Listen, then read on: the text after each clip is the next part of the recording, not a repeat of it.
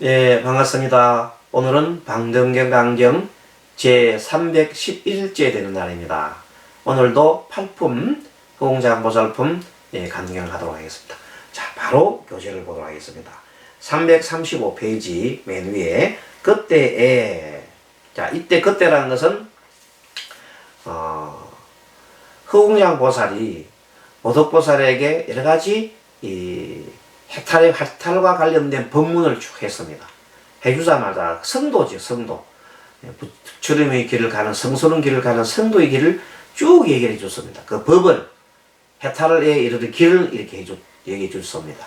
그러자 많은 그것을 듣고 깨우친 분들이 모덕보살은 물론이고 그 외에 500보살들이 함께 생사에 없는 법의 지혜를 얻었습니다. 그러자 옆에 계시던 부처님께서 호응장보살이 얘기한 그걸 착 듣고는 어떻게 합니까? 착하다 대사야. 예? 착하다 대사. 이때 대사는 호응장보살을 말합니다. 쾌히 법성을 말하고 보살이 행이 진실하여 다름 없음을 일컬었도다. 참 장하다 이 말이에요. 칭찬하니 호응장보살이 부처님께 사례했습니다. 제존이시여. 이는 바로 열의 기쁨입니다. 열의께서 해주기 때문에 제가 이렇게 할 수 있는 거 아닙니까? 자기 공을 바로 부처님께 돌리는 걸 말합니다. 이것을 뭐란다? 보리에 회행한다. 이런 뜻입니다. 왜냐하면 세존의 지혜 밝음을 말미암아 저희들이 이 변제의 부분을 얻었기 때문입니다. 당연하지요. 마치 햇빛이 남성부주, 우리가 살고 있는 사바색입니다. 이 남성부주를 비춤해 햇빛 위덕의 힘으로 말미암아 눈을 가진 자는 다 빛을 보고 그 해가 있음으로 해서 해가 없으면은 그 눈을 가지지 봐야 소용이 없죠.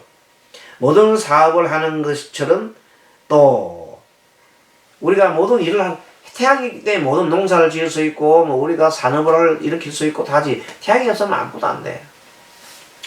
그래서 열애의 큰 지혜력을 말미암기 때문에 온갖 중생과 여러 세계를 비추는 것도 그와 같나이다. 자, 모든 법의 진실한 성품은 말할 수 없고 모든 바의 성품은 흠과 같으므로 모든 법은 헤아릴 수 없나니 헤아릴 수 있는 법이라면 한량이 있고 한량이 있다면 함이 있고 함이 있다면 알 수도 있고 끊을 수 있고 닦을 수 있으리며 알 수 있고 끊을 수 있고 닦을 수 있다면 정덕이 있고 명수의 법이 있어 생각하고 헤아리고 분별할 수 있나이다. 법을 알고 끊고 닦고 정덕할 수 있음을 보지 않는 까닭에 법을 알고 끊고 닦고 정덕할 수 있음을 보지 않는 까닭에 곧 얻는 것이 없나니. 그래서 이제 여기서 말하는 것은 뭐냐면은, 자, 위에서 말하는 문장들은 헤아릴 수 있는 법이라면 원래 법이 헤아릴 수 있어 없어? 없단 말이야. 헤아릴 수 있는 법이기 때문에 한량이 있고 한량이 있다면 함이 있고 함이 있다면 알 수가 있고 끊을 수 있고 닦을 수 있으리니 이렇게 이해하는 것은 진리에 어긋나는 얘기입니다. 내가 정덕을 하고 정덕했다는 마음이 남아있으면 그것은 뭐라고?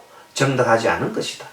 내가 아란이 되었다 라는 마음이 생기고 나는 아란이 되었다 하는 생각이 만에 남아있으면 그것은 아란에 집착하는 것이기 때문에 아란이 되지 않은 것 같은 것이다. 진실된 아란이 아니다.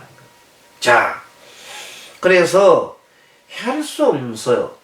그 내용 자체가 헤아릴 수가 없어. 법은 헤아릴 수가 없나니. 헤아릴 수가 없으면 한량이 없고 한량이 없으면 함이 없어야 돼. 함이 있으면 안 돼. 함이 있다는 말은 내가 바라는 마음이 있으면 안 돼. 바라는 마음이 없어야 해. 그래서 바라는 마음이 많고 구하는 마음이 많으면 어떻다 했어요? 괴롭다 안 괴롭다? 괴롭잖아요. 그래서 바라는 마음이 없고 구하는 마음이 없어야 그것은 그야말로 평정한 마음 상태를 유지할 수 있다. 그렇게 되어 있습니다. 자, 법을 알고 끊고 닫고 정득할 수 있음을 보지 않는 까닭에, 그게 법이라는 것을 내가 안다, 알았다, 그것이 아닙니다. 끊고 닫고 정득할 수 있음을 보지 않는, 그렇게 되는 것이 아니다.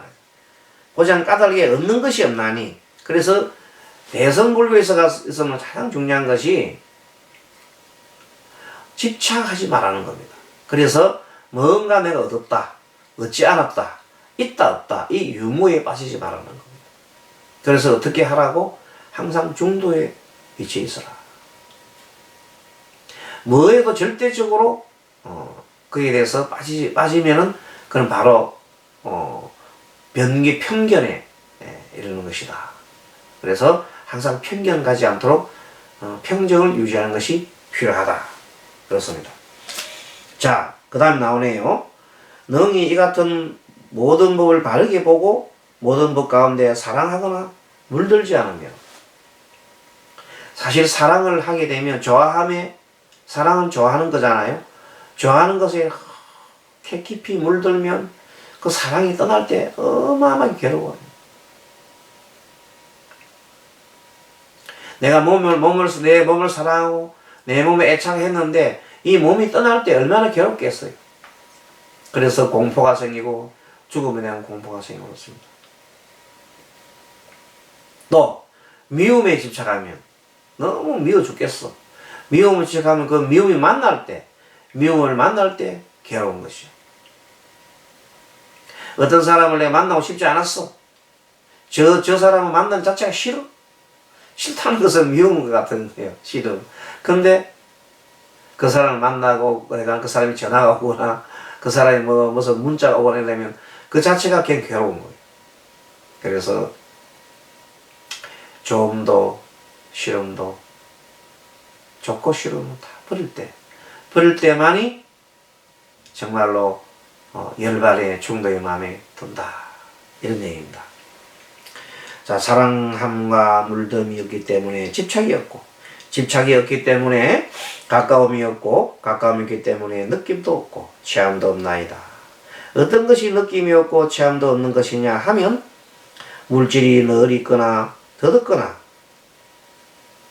어떤 것이 느낌이 없고 체험도 없는 것이냐, 느낌도 없고 체험이 없다는 말은 집착이 없는 것이죠. 한다면 그에 대해 설명을 해놨습니다. 지금 이것이 누구한테 얘기하는 겁니까?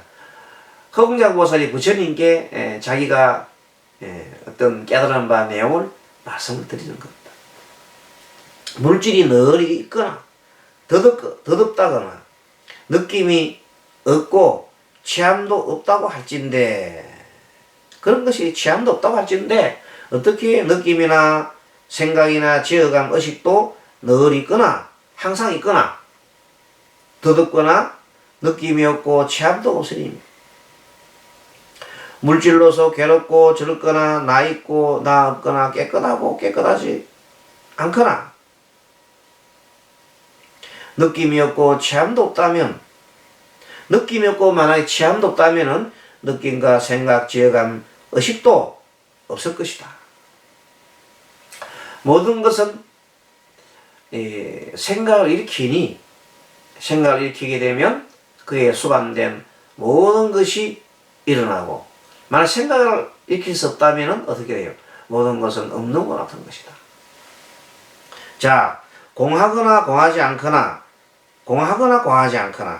느낌이 없고 체험도 없으리니, 물질로서 여의거나 여의지 않거나 느낌이 없고 체험이 없다면 느낌, 생각, 지어감, 의식도 공하거나 공하지 않거나 느낌이 없고 체험이 없으리니, 물질로서 여의거나 여의지 않거나 느낌이 없고 체험이 없다면 생각, 지어감, 의식도 여의거나 여의지 않거나 느낌도 없고 체험도 없나이다.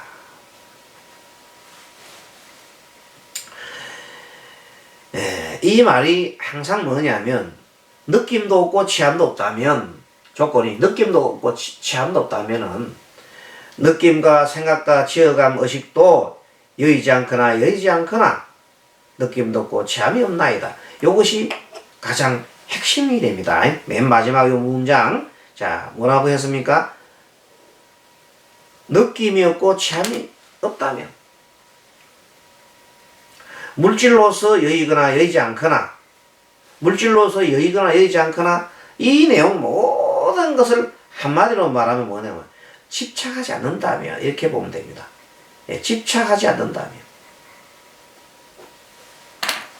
집착하지 않는다는 말을 우리 금강경에서 뭐라고 그래요?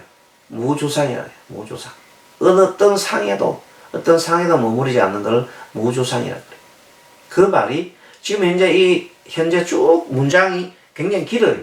이 문장, 긴 문장 하나로 딱 요약하라 뭐예요? 무집착. 또 뭐예요? 무주상. 그 글자입니다. 그러니까 그런 생각 가지고 읽어보면 요 내용들이 다 이해가 됩니다. 자, 그래서 마지막 다시 한 번 더 봅니다.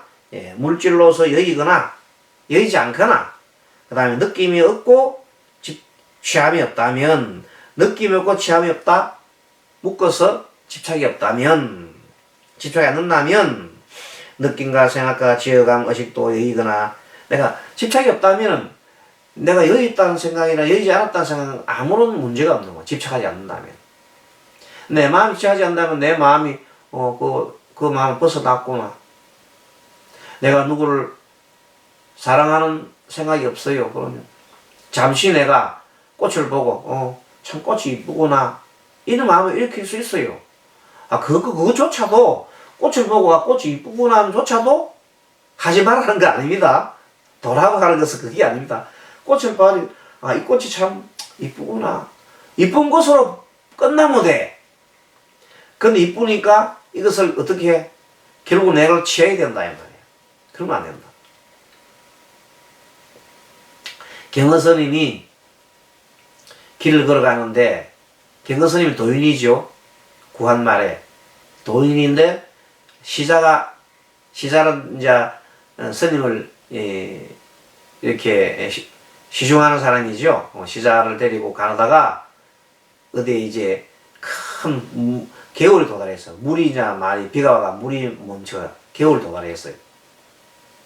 근데 그 개울이 도달했는데 앞에 보니까 여인이 한 사람이 있어요. 여인이 아기를 갖다가 여인이 이제 한 사람 앉아 있는데 여인이 치마를 입고 있잖아요. 옛날 사람은 치마를 입었잖아요. 건너지 못하고 서 있어요. 그래서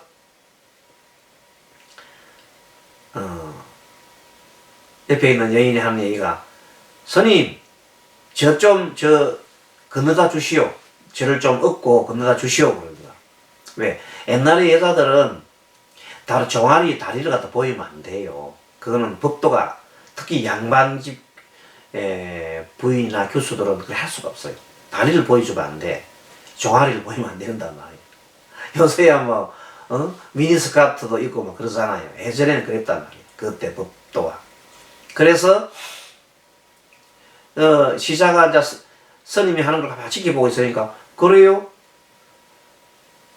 그 가만히 있으니까 그래요 하면서 가만히 보고 있으니까 아니 빨리 좀 건네주면 내가 한 양 줄게. 한 양이 맨날 컸어요. 돈이 한 양이면 엄청나게 쌀도 살 수 있는 큰 돈이요. 쌀도 한 섭정 살 수 있는 한 양이면 큰 돈이다. 한 양 줄게. 그래. 그리고 가만히 있으니까 두 양 줄게. 이래 거예요. 그래서 이제 씩 웃으면서 그 스님이 그러시라고 내 뒤에 엎으라고. 그래서 여자를 업고 이제 걷는 거야. 다 건네주고 난 다음에 떡 내리니까 여자가 돈을 탁 던지고는 막 가버리거든. 그러냐고 돈을 받아갖고 이제 넣고 이제 길을 끊었단 말이야. 근데 길을 그렇게 끊어가 중간에 이제 날이 어두워서 자거든. 자는데 애가 막 시자는 자면서 계속 뒤치다 하는 거야. 시자가. 잠을 못 자. 왜 못 잘까요? 아니 스승님이라는 사람이 여인을 가까이 하지 말아 해는 평상시 그렇게 가르쳤는데 어떻게 여인을 등에 업고 말이야. 그것도 등에 밀착되게 탁 업고 이렇게 강을 걷느냐. 도저히 이해할 수 없단 말이야. 여자를 얻고 갔으니. 그 스님의 나이 도저히 이해할 수 없다 이런다는 거. 그러고 난 다음에 이제 다시 다음 아침에 길을 걸어가면서 밤 1시 문나서 야, 왜 너는 왜 얼굴이 부석부석해? 하고 경허스님이 얘기하니까 시작한 다음에 얘기해. 스님 질문 안 했습니다. 뭐 얘기해봐. 그랬더니 아니 스님은 어떻게 그 여자를 그렇게 가까이 하지 마라 했고는 어떻게 여자를 얻고 그래 가르쳐를 했습니까? 나 도저히 그 이해 안 갑니다 하고 막 따지는 거야. 그랬더니 그 스님 말씀이 허허 이 녀석 봐라. 나는 어제 그 여인을 건너줄 시점 건너주고 난 다음에 여인을 다 잊었거든. 너는 아직도 그걸 잡고 붙들고 있느냐? 이렇게 얘기를 합니다. 바로 이 대목입니다. 아시겠죠, 여러분들? 이 대목이 바로 그렇게 중요한 겁니다. 내가 상대가 필요한 원을 이 보살은 들어줬단 말이야. 들어주면 들어주는 곳을 끝내야 돼. 근데 그걸 계속 품고 있으면 안 된다. 근데 그 시자는 아직까지 그 여자를 여인으로 생각하는 거라. 그 살이 통통하게 있고, 뭐 이게 엎비면은 뭐 그냥 젖가슴도 이렇게 등에 밀착될 거고, 야, 그런 상태가 참 생각만 해도 자기가 그냥 기분이 이상하단 말이에요. 그런 상태로 자기 생각이기 때문에 그 끝나고 난 다음에 그 생각이 계속 있는 거야.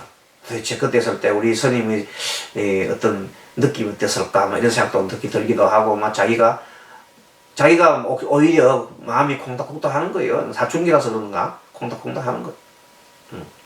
자, 그런 뜻입니다.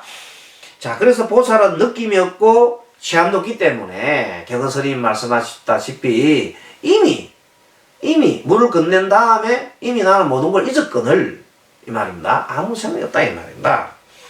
모든 법의 무수삼매를 넣으면 그게 바로 무수삼매야. 그러니 그 경허스님의 그런 어떤 하나하나의 행동 하나하나가 다른 사람 볼 때는 기상천외한 같지만 그 스님은 그 하나하나의 마음속에 바로 이런 뭐 속에 살아요? 바로 해탈 이 삼매 속에 사신 거다. 그분의 삶이 바로 해탈 삼매에 사신 것이다. 이 삼매에 머물고 나면 부처님 세존께서 위없는 심통으로서 마음의 그 통함이죠. 심통으로서 이 보살에게 수기하시되 이 보살은 열반에 들어 온갖 중생의 마지막 열반의 성품과 같음을 보지만 중생을 교하기 위하여 큰 서운을 짜말 것과 보살의 대비를 버리지 않는다. 그러니까 비록 그 시대에 여인을 가까이 해서도 안 되고 더구나 여인을 얻는다는 건 말도 아니잖아요. 그럼에도 불구하고 그 스님께서는 여인을 더 모시고 그냥 그 건너에 줄 뿐이었다. 그러고는 끝이야. 집착한다든지 그런 일 전혀 없다 이 말이에요. 어떤 것을 보살은 열만에 들어서 보살의 행을 행한다 하느냐. 선남자야 무릇 하는 일이 있는 것을 생사라고 하고 하는 일이 없는 것을 열반이라 하나니 보살은 밝은 지혜로서 온갖 행을 행하는 상을 보며 보살은 법안으로서 다 분명히 보는 까닭에 능히 여려의 지혜 밝음을 말하는 것이요 라고 하였나이다. 무슨 말인지 이해하죠? 모든 상을 보며 또 법안으로서 다 분명히 보는 까닭에 그 무슨 말인가 하면 모든 것을 지혜로서 다 보지만 그 어디에도 상에 집착하지 않더라.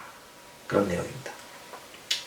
그때 보덕보살이 허공장보살에게 또 물었죠. 지금 현재 지금 요 문맥은 오늘 우리가 한 335페이지 문맥은 뭐냐면 허공장보살이 보덕보살한테 얘기했을 때 법을 설했죠. 법을 설하니 많은 500명의 보살들이 함께 생사없는 법의 지혜를 얻고 그러고 난 다음에 부처님께서 칭찬해 줬죠. 장하다고. 그랬을 때 그 모든 것을 어디로 돌렸어요? 모든 것을 부처님한테로 그 공을 돌렸단 말이야. 회양행 법을 이렇게 보리로 회양했잖아요. 보리로 회양했다. 부처님한테로 공을 다 돌렸단 말이야. 자, 그러고 나면서 또 부처님께 제가 어떻게 해서 이렇게 했는 그 내용을 쭉 이렇게 부처님께 소상하게 말하자면 말씀을 드린 겁니다. 여기까지 오늘 강연 끝나고 다음 시간에 이어가도록 하겠습니다. 여러분 수고하셨습니다. 마하반네 바람이.